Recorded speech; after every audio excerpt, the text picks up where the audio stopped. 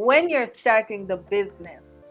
Hello, everybody. Today we are joined with Olga Nabimba, co founder at Lila Haven, and she's going to be telling us a breakdown of what you need to know as you're entering into business. You want to become an entrepreneur. There are all these things, gossip that you've had about entrepreneurship and how it will take your life out of, one level and push you to another level. But here we are breaking it down. You're so welcome, Olga. Thank you. Thank you. I'm so happy to be here. Yeah, entrepreneurship is really a journey, and you can have a goal, and the goal turns into another goal. Turns out it was supposed to be some other goal. So it's putting in 100% of the work to see that level of growth. And I'm really excited to talk about it today. Awesome. Yeah. So, what are some of the challenges that you've faced as an entrepreneur? Okay, so number one challenge I would say I faced personally is curbing my expectations. You know, when you start, there is this kind of enthusiasm where you feel that yes, I've started the business. I'm gonna go get some clients. I'm going to depend on on me, on the team, on everybody, and we're going to do this. And the market behaves differently. You can't control the market. So those goals that I had set for myself and for the company, they had a mind of their own. They shifted because we found out that we didn't have the resources to get there. We didn't have the manpower, and even that wasn't the appropriate goal needed. So it can like if I want to paying customers end of the month, the goal transforms into okay, I need to get a better social media marketing team. I need to get a better systems, managing setup, like to manage my system. I need to improve my client retention. So the expectations they have to be changed. It's really a lot of learning on the go and shifting things as they present themselves. Wow, absolutely. And I think for me too, in my opinion, the biggest challenge I have had to face was learning on the go, as you said.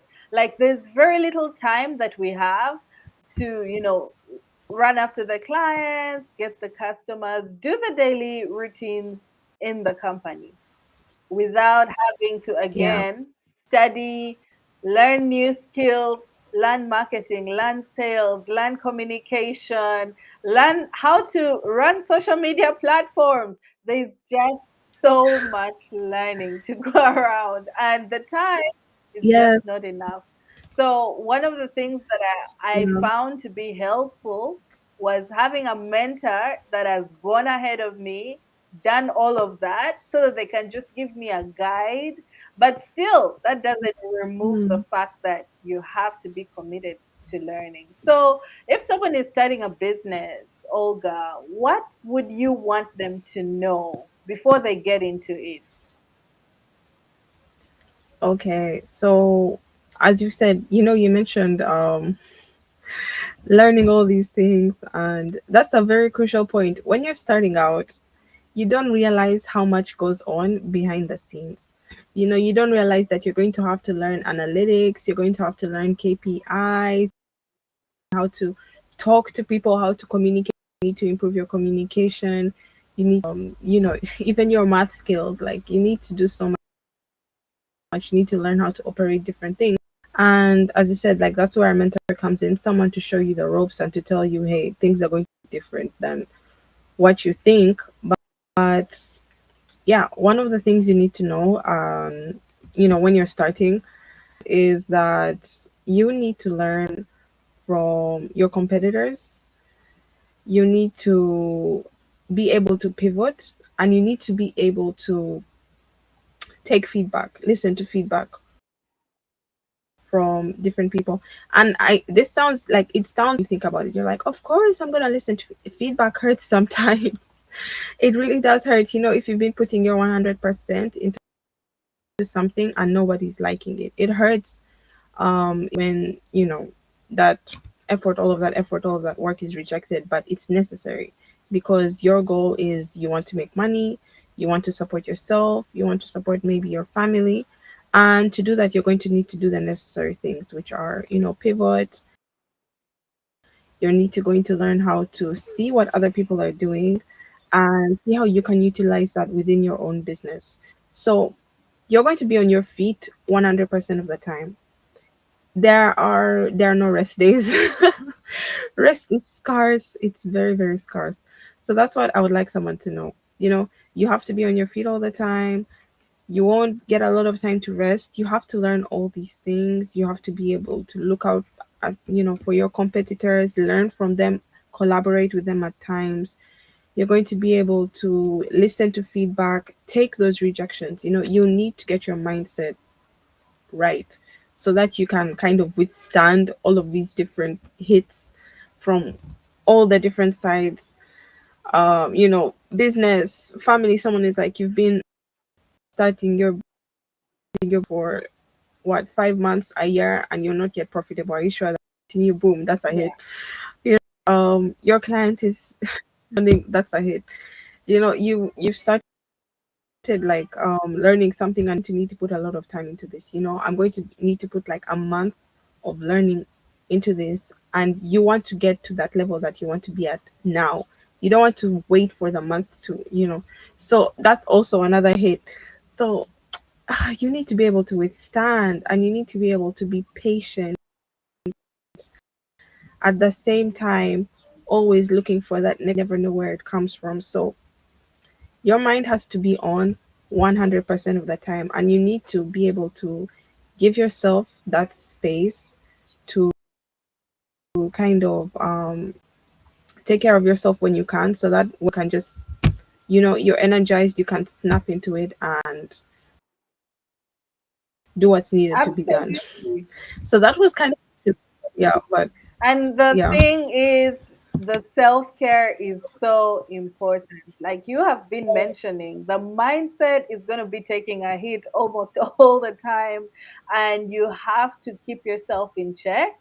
I think for me, the number one thing that has stood out is the fact that the fear just never goes away. Each and every time you have learned something new, and now you have to try it, it's still scary. It's just like the first time you had to yeah, stand before the audience or stand before the customer and talk to that one customer. And once you've mastered that, there's a new thing you have to learn. And then you learn it and it's still scary. So, because you're constantly trying new things and growing to new different levels, that feeling is always going to be there. It's never going to be like, woof, now this is easy and I'm just coasting through. So, like you've said, there must be resilience. And that's what I would want people to know as well. Resilience is key. And that's really great because at Lila Haven, one of the key things that we do is to help people build resilience.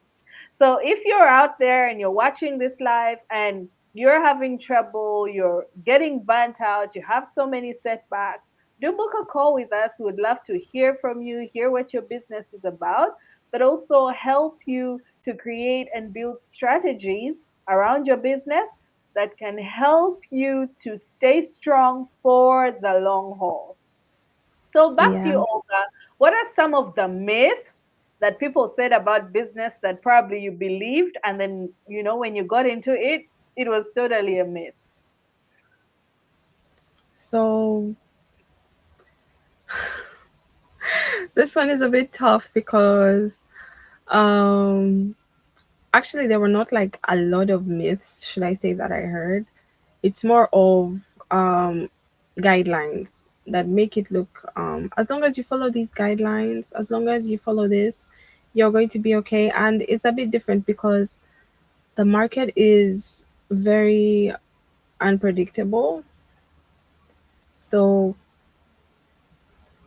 I would say, like, especially like, should I say, for the Ugandan market and in the international market, they're very different. So I would say the myth that you just need to advertise, competitors will come to you. not your competitors, sorry, your customers are going to come to you. Nah, you need to be aggressive. You need to go out there and pull people in so that they can see your product, like your product, and buy your product.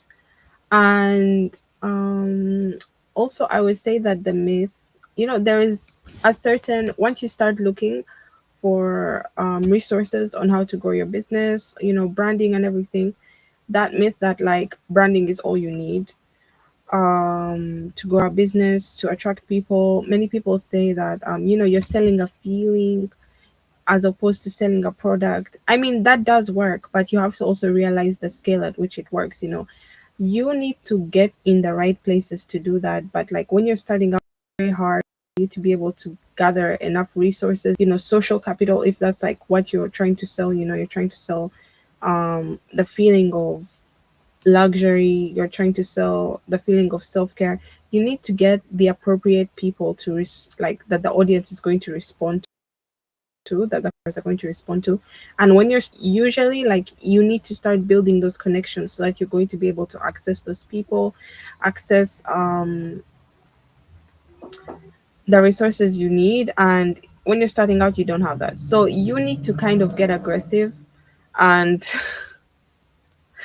really get people to start building that proof within the pudding. So I would say don't focus too much on your brand if it's, specifically off of that vibe that you're trying to give. Focus really a lot on the quality of your product so that it can speak for itself. And then later on, you start kind of building that branding, that kind of signature brand that you have. Allow yourself to find your style. You don't need to have it all figured out from the beginning. That's the myth I see. Like people say, when I started my business, I had all of this on paper, and I had this plan, and we were gonna do this. Like, no, it's actually very different. Allow yourself to find your style and what responds to the customers, what they like, and what you also like to do, because you may find yourself stuck in this sort of branding, and you're like, actually, I think we need to pivot, and that's going to hit you harder. So you don't need to have everything figured out. That's one of the biggest myths. You don't need to have like every single thing figured out. It's much more valuable if you learn on the job. I think that experience is much more valuable than before you start, sitting down studying. Like that is really good, you can utilize that, but that experience you get from learning, just starting out, priceless. It's really priceless. So yeah, those are the main myths I would say. Having everything figured out, um you know s- getting your branding on point, trying to sell a feeling without doing any sort of market like what they respond to the customers. What was the I don't quite remember it, but it's And for me, when you said that the amount of work that you think it's going to take is a lot more like than what you were told. So for me, when I came into entrepreneurship, I thought, well, it's just going to be a breeze, and then I get into it and the workload is, it's not even two times more.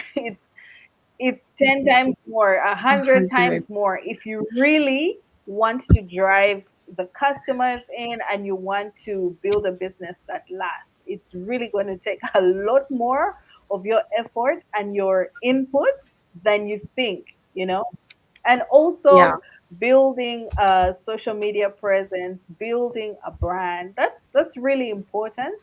But like you said, having your product, that's the most important.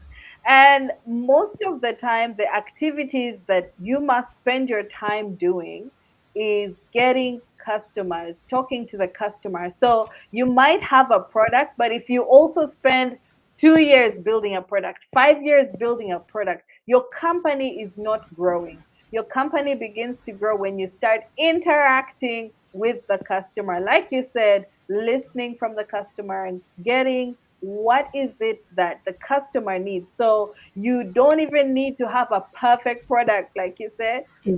You can just have something that's a sample and then let the customer try it and let the customer give you feedback. At all points, rely so much on that interaction. So if you are spending time in your business, let's say 80% should be revolving around interacting with the customer, building that kind of loyalty that will drive sales. That should be 80% of Yeah. your activities. And then the 20% can be building your brand or doing all these other things. But all the 80% should be lead generation activities. So, as a co founder at Lila Haven, what are some of those lead generation activities that we do? And what has been your experience with them? Okay. So first of all, one of the biggest lead generation activities we have is conducting our webinars, our tribal meets that we have every month. So I Mhm. love this because first of all, we get to connect to the community, and I think that's like really really special. That sort of um, touch, talking to everyone personally, everyone within the communities connecting with each other, talking to each other. We're really talking about issues that affect us on, a day to day basis. And I feel like that's so special. And that's like what is at the heart of Lila Haven, trying to build community, trying to find healing and self development through creativity, through the power of people, through the power of us believing in ourselves.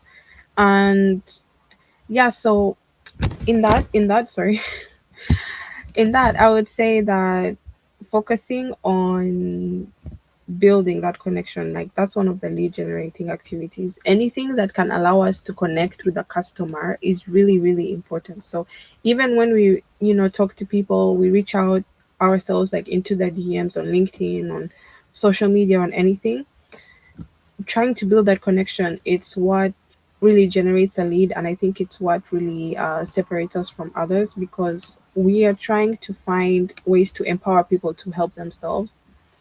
So yeah, um our monthly meetups, reaching out to people directly, as well as providing free services here and there, because at the same time, when people really need it, that's what we're here for. At the end of the day, we're here to help people in need, and sometimes it's not really about getting that monetary reward. It's about knowing that we did a good job, that we helped somebody. I feel like it really does pay itself forward. You know, such clients, they usually bring back referrals. Even just having their story, it's valuable enough. Having the story to say that I helped somebody who was in a really tough spot, not to dive too deep in this life, but people are in dark places. And even just having helped that person, having known it, it helps you as well as the entrepreneur to keep going, because it reaffirms why you're doing what you're doing, at the same time as being, should I say, a success story that you can also use for your brand. Yeah, so connection is key. Nice, thank you. And what is one success story that you'd like to highlight that really touched your heart at Lila Haven? But before that, you mentioned a webinar. So on the 24th of this month, we are having a webinar at 2:30 p.m. Nairobi time. And I hope that all those that are burnt out watching this, you're an entrepreneur, you're a mom, you're just going through the hustles of life and you need a safe space to heal, to be around like minded people. We'll be so happy to have you. At the end of this stream, we're going to put the details in the comments so that you can sign up and be a part of it, and we'll be happy to have you there. So, over to you, Olga. What is that one experience or that one person that you touched and woof, it really, really gave your heart that burst of fulfillment, knowing that you did a great job? Yeah, so I would say recently we had a client, and the client was in a tough spot. I'm not sure how graphic I want to be getting on this live exactly. I'm trying to keep it PG and not trigger anybody. But yeah, the client basically was having some suicidal thoughts because life was hard. At the moment, there's so many different things that affect us, but specifically this client, they were dealing with family issues, and it's something that had been going on for a while. And they actually reached out to us because they saw somebody posted one of our event flyers on their WhatsApp status. So then they reached out and they told me, I'm just reaching out because maybe this can help me. This is kind of like a last resort because actually I don't want to I don't want to commit. I don't want to actually kill myself. Um Maybe you can help me, but I really want to. Like, they don't want to, but the urge is strong. They feel like it's just the thing that can solve their pain, their troubles. So we went through 2 sessions, and they didn't have the resources to pay. They didn't have the necessary support because they were depending on their family, and the family situation at home was, I would say, one of the reasons why they ended up in that sort of emotional state. And within 2 sessions, they told me something crazy, something that really struck me. Um, he said, "I want to live," and it's so simple, right? It's really so simple. But the way he said it, it was more of, we had just completed an art exercise. He was more diving deep more into his story, and it was like at the same time he said it, he realized it.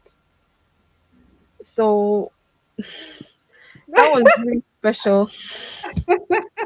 Yeah, those are the moments that I really love about working at Lila Haven because after 2 sessions, our clients always experience a breakthrough, and it could be like major, it could be minor shifts in their mindset.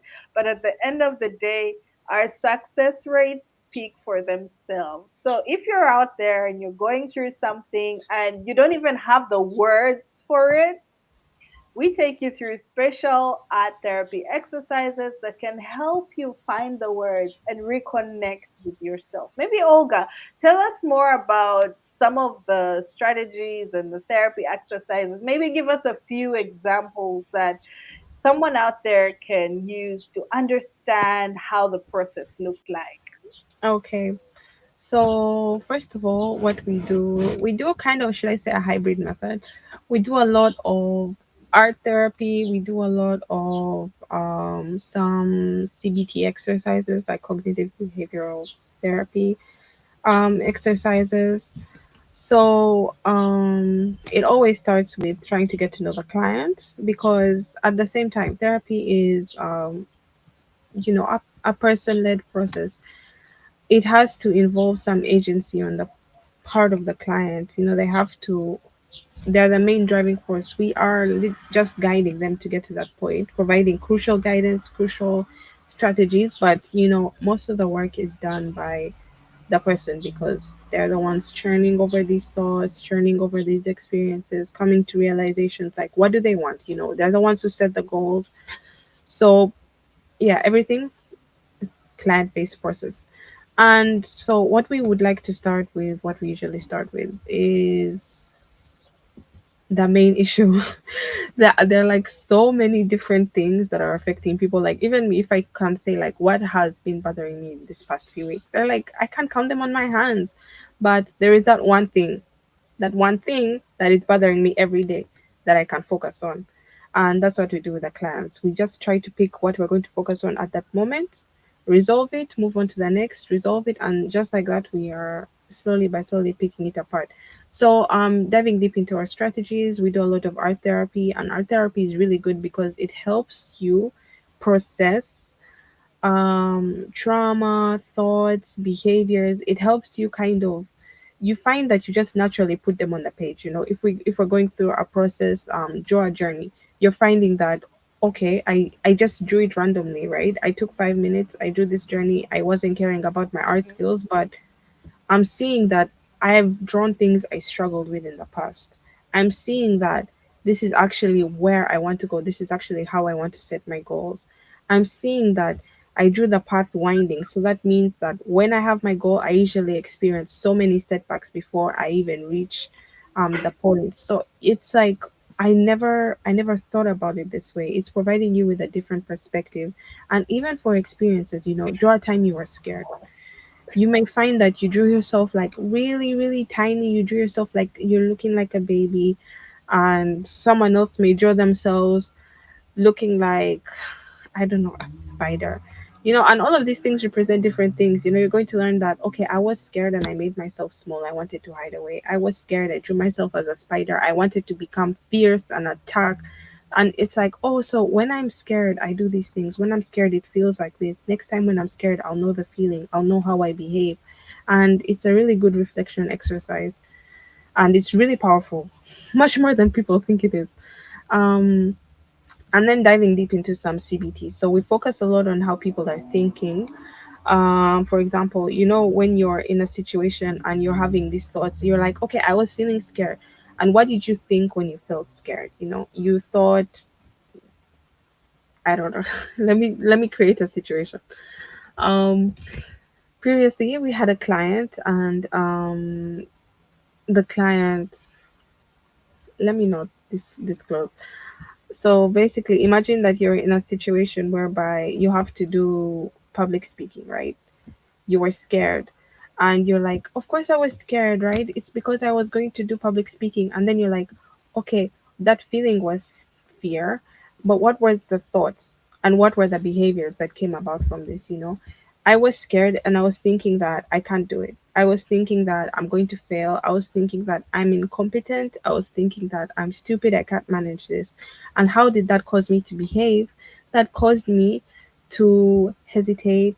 It caused me to avoid. It caused me to procrastinate. And I didn't do enough research. And it caused me to fail on purpose because I didn't want, I was scared of actually putting in the effort and failing as well. So if I just don't put in effort from the beginning, that means, that's comfortable. I knew the failure was coming.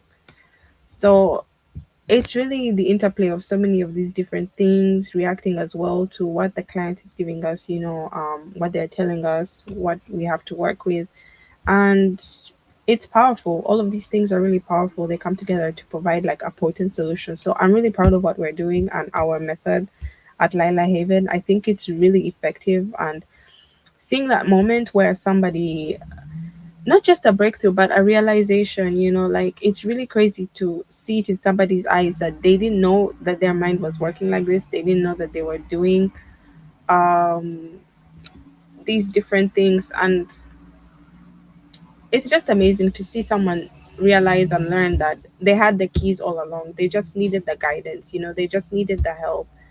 And that's what we do. So yeah, really proud of our method. And Yeah. like, And yeah, that's really, thank you for sharing that. And the most powerful thing for me is that feeling of satisfaction and happiness that I made a difference in someone's life. And if yeah, you're an entrepreneur out there, your heart definitely is to make an impact in the community and it's to make a difference. And so we're going to give you one parting shot for an entrepreneur out there, Olga. What is one last thing that you want them to remember as they come along this journey? Yes, it's hard. Yes, it's painful, but it's also so rewarding. So, what is that one thing you tell an entrepreneur out there to bear in mind? okay, you've probably heard this before, but get your mindset right. Get your mindset right, because resilience doesn't just build strength, it builds discipline. And when you're stressed, take care of yourself.